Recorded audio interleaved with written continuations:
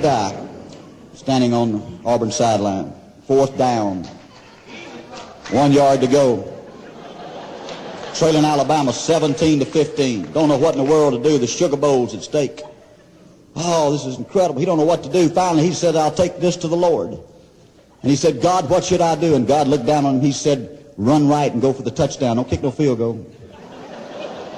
He said, I'll do it, God. And he called a play, and Auburn went for the touchdown and ran right. And they lost 3 yards. Lost the ball game. Lost a trip to the Sugar Bowl. Pat Dye's real upset. He says, God, why in the world did you tell me to go for the touchdown and run right? God said, I don't know. Barry, why don't we tell him go for the touchdown and run right?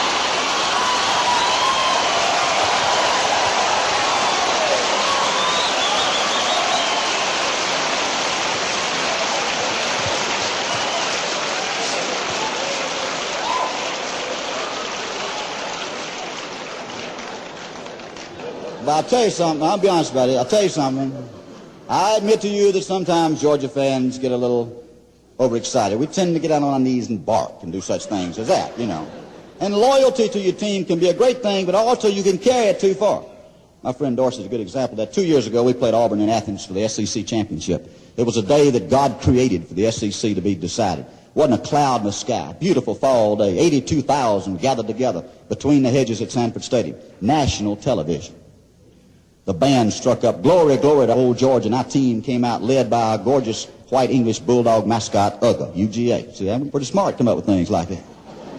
And old Ugga is a beautiful, beautiful dog, but he ain't real smart, you know what I'm saying? And he did not realize he was at a football game,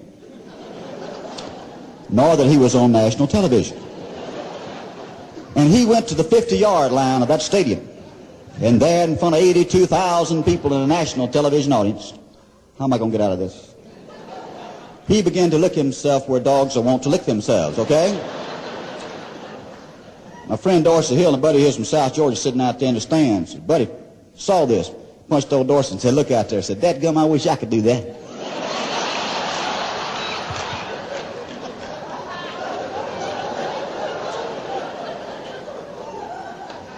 Dorsey said, that dog would bite you.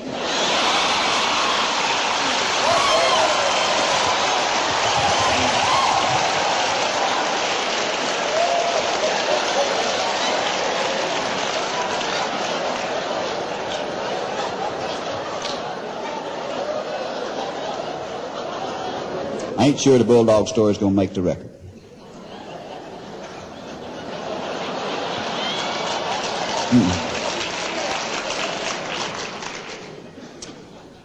You know, I love my industry. I love the newspaper business. It's really incredible. Newspapers really serve such a great purpose, and I really do enjoy it. And what's amazing, everybody hates the newspaper. Everybody.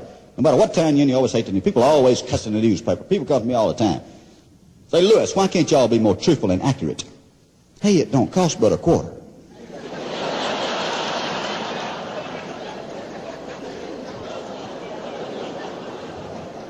We can be more truthful and accurate. It can cost you $3.95. See how you like that?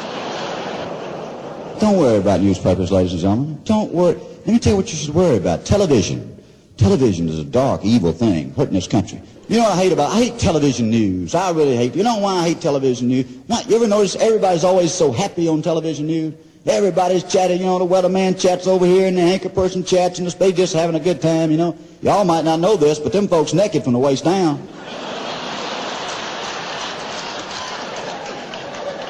That's why they so happy. The weather gets me crazy. I mean, how long would they go on about the weather if we let them, you know? And color radar is my favorite thing. See, that actually don't work. That's a prop. Every station has a weather dog. They send the dog outside about 5 minutes before it's time to do the weather. The dog comes in wet, they say it's going to rain. If the dog don't come back at all, they say it's probably going to be windy. Because you ever notice there's never anything on color radar? There's never anything there. Finally one night you say, come in here, Margaret. There's something on color radar. And about the time the guy says, don't pay attention to this. This is just ground clutter.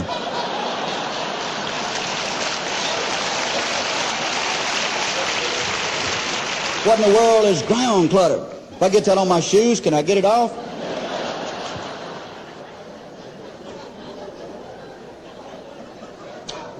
People are concerned about television today. I get all kind of mail from folks that Lewis, write something about the excessive sex and violence on television.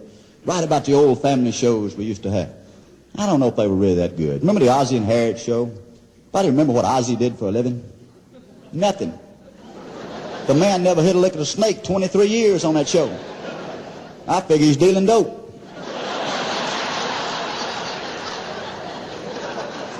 That's why little old Ricky turned out so trashy, I guarantee you.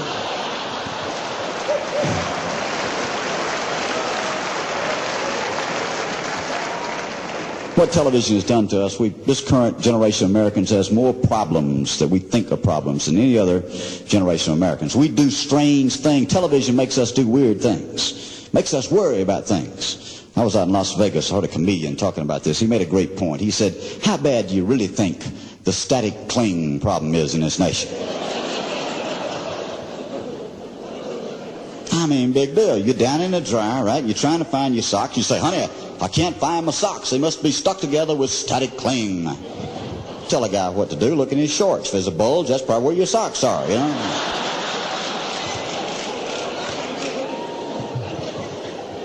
And we spend money unnecessarily on things, you know.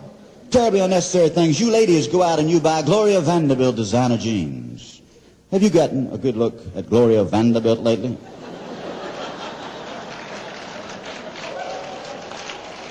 She's uglier than a bowling shoe.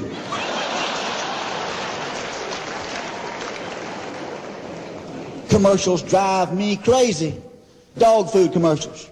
Now you know how to do dog food commercials, and I know how to do them. The dog has had nothing to eat for 3 weeks. The dog would eat hotel food if you gave it to him.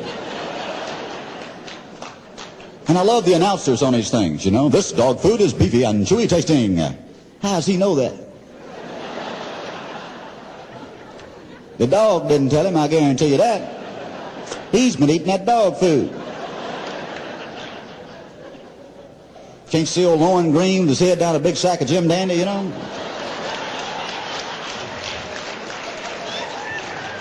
And I wonder after he eats that stuff, does he go over in the corner and do what Uga does? That's what I've always done.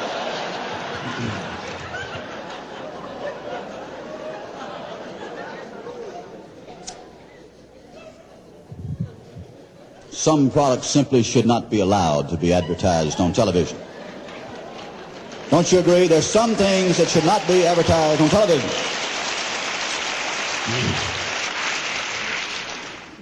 Tidy Bow fights rust in your John. Since when does porcelain rust? I've often wondered. There is one product, ladies and gentlemen, that is so private, so personal. I would not mention it in a mixed audience. I really wouldn't. I would be embarrassed to stand before you in a mixed audience, could be children here, and mention this product. Yet they advertise it on television, prime time. Your children can see it. Your mama can see this. Swallow her snuff, you know. I'm serious. I would be embarrassed to mention it by name. Ladies use it, okay? And the big thing about this product, the guy says it's disposable. Well, who in the world want to keep one of them things? Of course it's disposable.